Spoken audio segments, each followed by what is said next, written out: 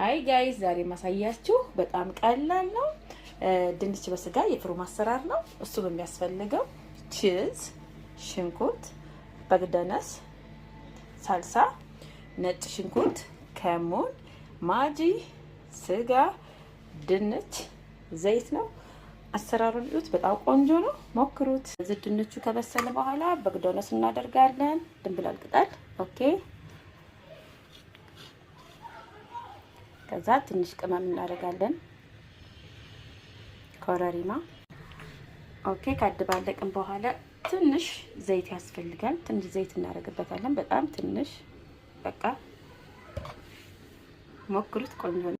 ከዛ አንድ እንቁላል እናስገባለን። ስንያውን እንደዚህ ሸኖ ቅቤ ካደረግን በኋላ ከታች ድንቹን እንደዚህ እናደርጋለን። በክብ አድርገን መሀሉን ክፍት እናደርጋለን።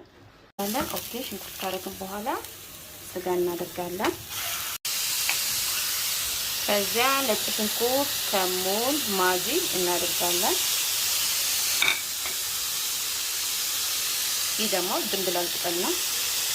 ትንሽ እናስገባለን። ይህን ይመስላል። ከበሰለ በኋላ እናወጣዋለን። ሃይ ጋይስ ስንያ ላይ እንደዚህ ካደረግ በኋላ ይሄ ድንቹ ነው። ኦኬ። መጀመሪያ የምናደርገው ይሄ በሰለው ስጋ ነው። እሺ። ይሄ ሳልሳ ነው። ይሄ ሳልሳ ላይ ትንሽ በርበሬ አድርጌበታለሁ። እሺ።